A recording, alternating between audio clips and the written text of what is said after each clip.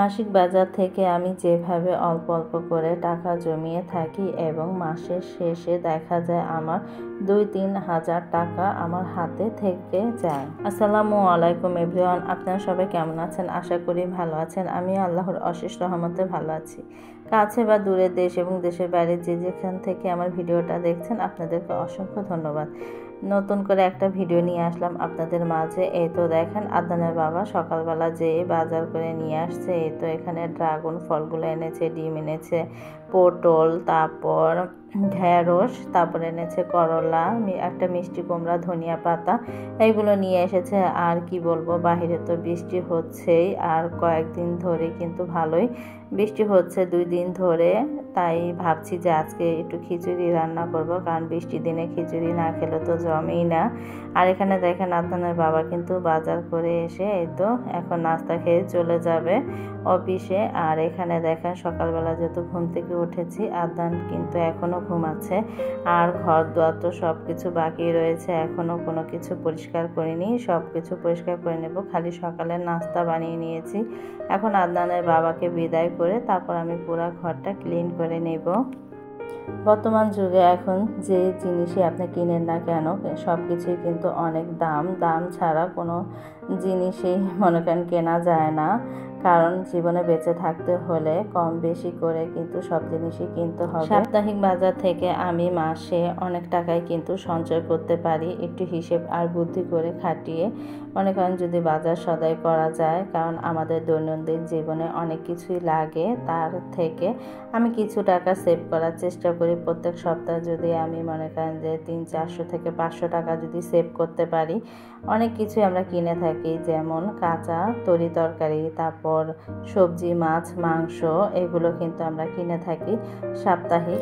যেটা শুকনা বাজার সেটা কিন্তু আমরা মাসেরটা মাসেই করে থাকি, কারণ শুকনা বাজার মনে করেন সাপ্তাহিক কিনি না কখনোই, কারণ যেহেতু আমাদের বেতনটা এরকমভাবে পায় প্রত্যেক মাসে 10 তারিখের আগে আমাদের বেতন হাতে এসে পড়ে। আর এমনিতে তেমন কোনো বেতন নেই, এই কারণে আমরা সবসময় চেষ্টা করি মাসের শুরুতেই আমরা শুকনা বাজারগুলো করার চেষ্টা করি। তাহলে কিন্তু মনে করেন অনেক বড়ই বোঝা নেমে যায়, একসাথে বাজার করে ফেললে এত কষ্ট হয় না। আর মনে করেন খুচরা অল্প অল্প করে বাজার করলে অনেকটাই মনে করেন কষ্ট হয়ে যায়। এই কারণেই আপনাদের ভাইয়া যখনই মাসের বেতনটা পায় তখন আমি শুকনা বাজারটা মাসেরটা করে ফেলি। তারপর আমার বাসা ভাড়া থেকে যাবতীয় আদনানের স্কুলের বেতন, কোচিংয়ের বেতন, আমার ছেলে, তা সব কিছুই আমি কিন্তু বেতন পাওয়ার সাথে সাথে একটা বাজেট করে ফেলি। তাই বাসা ভাড়া থেকে আপনার শুকনা বাজার আমি সব কিছুই এই বেতনের ভেতর থেকে দিয়ে থাকি। আর যেটা কাঁচা বাজার, মাছের বাজার, মাংসের বাজার, সেই বাজারটা আমি মনে করি প্রত্যেক সপ্তাহে করে থাকি।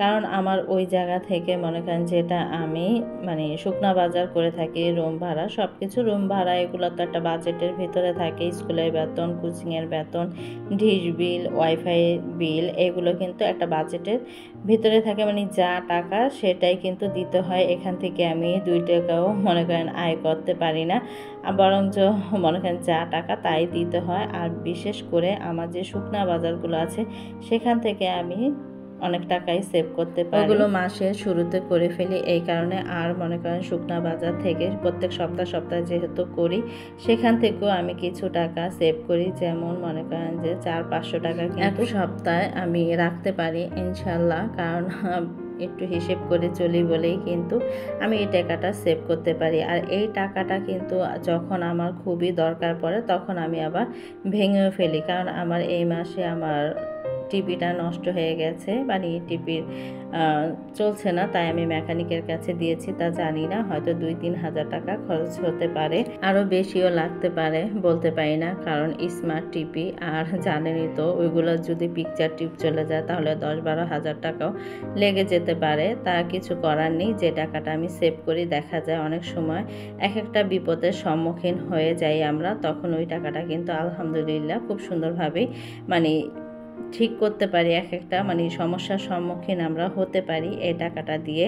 তাই বলছি যে একটু যদি আমরা বুদ্ধি খাটিয়ে চলি তাহলে দেখা যায় অনেক সময় আমরা অনেক অনেকটাই সমস্যার সম্মুখীন হয়ে থাকি, সেই সমস্যাগুলো কিন্তু আমরা এই টাকার মাধ্যমে মানে উদ্ধার হতে পারি আমরা। তাই আমি সব সময় সংসার খরচের টাকাটা আমি একটু সেভ করে রাখি, কারণ আমার যে জায়গা লাগবে আপনার 10 টাকা, আমি সেই জায়গায় সবসময় আমি 9 টাকা ভাঙার চেষ্টা করি আর 1 টাকা রাখার চেষ্টা করি, কারণ আমাকে এমনভাবে চলতে হবে। কারণ বর্তমান যুগটা এরকম, আপনার টাকা আছে আপনার মূল্য আছে, টাকা নেই আপনার মূল্য নেই। তাই মনে করেন যে জায়গায় চলবেন না কেন টাকা ছাড়া কোনো কথাই নেই, সব জায়গায় টাকা টাকা আছে আপনার দাম আছে। বললামই তো, হিসেব করে চলি দেখে কোথাও ঠেকতে হয় না, আলহামদুলিল্লাহ খুব সুন্দরভাবে চলতে পারি। মাসে যেই খরচটা সেই খরচটা থেকেও আমরা ইচ্ছা করলে অনেক টাকা সঞ্চয় করতে পারি। 4-5 হাজার টাকা না হলেও 2-1 হাজার টাকা তো সঞ্চয় করতে পারবো। আবার 2-1 হাজার টাকা না পারলেও কিন্তু আমরা 500 টাকাও সঞ্চয় করতে পারি, ইচ্ছা শক্তি আর যদি মনে মন থাকে। আমি সব সময় যেমন মাসের খরচ থেকে টাকাটা আমি ইনকাম করে থাকি, প্রায় মনে করেন সঞ্চয় করে থাকি আপনার মনে করেন 2 থেকে 3 হাজার টাকা। যেমন এই মাসে আমি 1 টাকাও সঞ্চয় করতে পারবো না, কারণ ওই তো আমার বাড়তি একটা খরচ এসে পড়েছে, টিপিটা ঠিক করতে হবে, তা জানি না কত। তা আলহামদুলিল্লাহ যদিও আমার এরকম হয় আমি কিন্তু সামলে উঠতে পারবো, কারণ আমি যেহেতু একটু একটু করে টাকা জমিয়ে থাকি, তাই আমার সমস্যা হবে না আলহামদুলিল্লাহ। তাই মনে করেন যত বড়ই বিপদ আসুক না কেন, যদি আমরা একটু হিসেব করে চলি সেই বিপদের সম্মুখীন আমরা হতে পারবো। আর মাসের খরচ থেকে বা সাপ্তাহিক খরচ থেকে, যেমন সাপ্তাহিক খরচ থেকে আমাকে যে বাজার করতে টাকাটা দেয় সেখান থেকে আমি চেষ্টা করি সপ্তাহে 500 না হোক আমি 200-300 টাকা হলো রাখতে পারি আলহামদুলিল্লাহ। কারণ জিনিসপত্রের যে দাম একটু মনে করেন হিসেব করে চলি, দেখা যাচ্ছে যে এই জিনিসটা আমার কিনতে হবে, সেটা আমি কিনে থাকি, আর যেটা আমার দরকার নেই সেটা আমার কিনি না কখনোই। আর মনে করেন একটা বাজেট যদি আপনি করেন যে এই মাসে আমি এত টাকার ভিতরে সংসারটা চালাবো, মানে টার্গেট, সেই টার্গেটটা যদি আপনি পূরণ করেন তাহলে কিন্তু আপনার মনে করেন যে বাড়তি টাকাটা লাগে না, ওই টার্গেট অনুযায়ী আপনি চলতে পারবেন। আর যদি একটা হিসেব না করেন তাহলে কিন্তু দেখা যায় যে এক একটা কিনে যেটা আমাদের লাগবে সেটাও কিনে, আর যেটা আমাদের লাগবে না আমরা কি করি ওইটাও কিনি। এই কারণে কিন্তু আমাদের টাকাটা আমরা হাতে রাখতে পারি না। আর যদি আমরা সব সময় যদি চিন্তা করি যে না আমার এই টার্গেটের ভিতরে রেখে আমাকে সংসারটা চালাতে হবে, বর্তমান যুগে মনে করেন খেয়ে পরে বাঁচতে হবে, ছেলে মেয়েকে মানুষের মতো মানুষ করতে হবে, মাথা গোঁজা ঠাইও কিন্তু একটু করতে হবে। তাই সব কিছুই কিন্তু অল্প আয়ে এবং বুদ্ধি খাটিয়ে করতে হবে। তাই আলহামদুলিল্লাহ আমি সব সময় যে কাজটা করি মাসের শুরুতে একটা লিস্ট করে নিই, তা আলহামদুলিল্লাহ পুরো মাসটা কিন্তু খুব সুন্দরভাবে আমি চালাতে পারি। তাই একটু হিসেব আর বুদ্ধি করে থাকলেই পুরো মাসটা কিন্তু খুব সুন্দরভাবে চালানো যায়। আমি যেমন মাসিক আয় থেকেও যেরকম মনে করেন যে সংসার খরচের টাকা থেকে আমি কিছু টাকা সেভ করতে পারি, আবার প্রত্যেক সপ্তাহ যে টাকাটা আমাকে দেওয়া হয় মানে আমি খরচ করে থাকি মানে কাঁচা বাজারের জন্য, সেখান থেকেও আমি কিছু টাকা সেভ করতে পারি।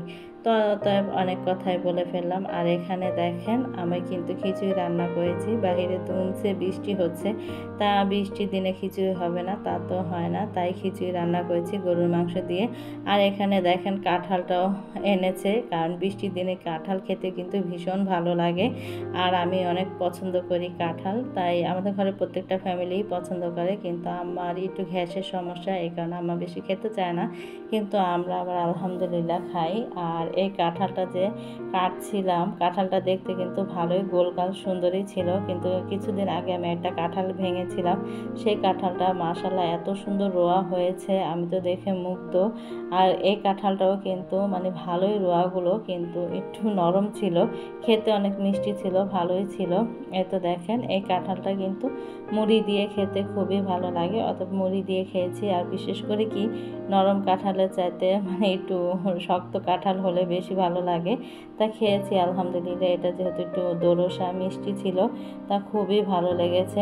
এখন ভেঙে নিচ্ছিলাম, আর কাঁঠাল আমাদের ঘরে কেউই ভাঙতে চায় না, শুধু আমিই ভাঙি, আর মাঝে মাঝে আপনাদের বাবা ভেঙে থাকে কষের কারণে।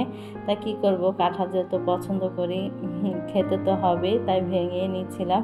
দেখেন রোয়াগুলো কিন্তু মাশাআল্লাহ খুবই সুন্দর আর হলুদ হলুদ ছিল, মানে খেতেও মিষ্টি ছিল, তা সবাই মিলেই খেয়েছি। বৃষ্টির দিনে কাঁঠাল যেমনই হোক না কেন নরম হলেও ভালো লাগে।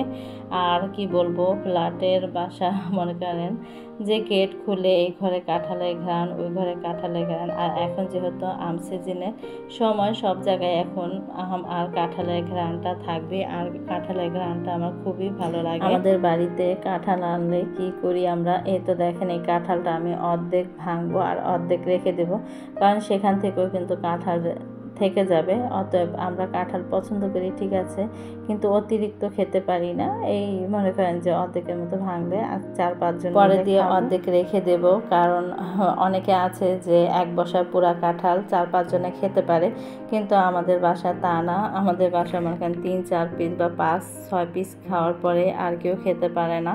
তাই মনে করেন অর্ধেক ভাঙবো, আজকে খাবো আবার কালকে খাবো। আর কাঁঠালটা কিন্তু একটু রেখে খেতে ভালো লাগে আমার, বিশেষ করে যখন আমি ফ্রিজে রেখে দিই ঠান্ডা হয় তখন আরও বেশি ভালো লাগে। সব জিনিসই ফল পাকড়া ঠান্ডা হলে কিন্তু মানে খেতে মজাটা অন্যরকম। তাই আমি যে ফলই হোক না কেন আমি ফ্রিজে রেখে দিই। কাঁঠালটাও কিন্তু সুন্দর করে ঢাকনা দিয়ে ঢেকে রেখে দেব, তারপরে দিয়ে খাবো।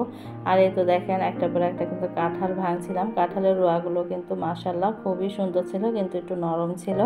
আর এখন দেখেন কাঁঠাল আমার ভাঙা হয়ে গেছে। এই তো এই কটাই ভেঙেছি, আরগুলো রেখে দিয়েছি, কারণ এগুলো খাওয়া হবে না আজকে। এটা ফ্রিজে ছিল, ফ্রিজে থেকে নামিয়ে এই তো দেখেন এখন আমি খেয়ে নিচ্ছিলাম। মাশাআল্লাহ কাঁঠালের রোয়াগুলো কিন্তু খুবই হলুদ ছিল, দেখতে খুব সুন্দর লাগছিল।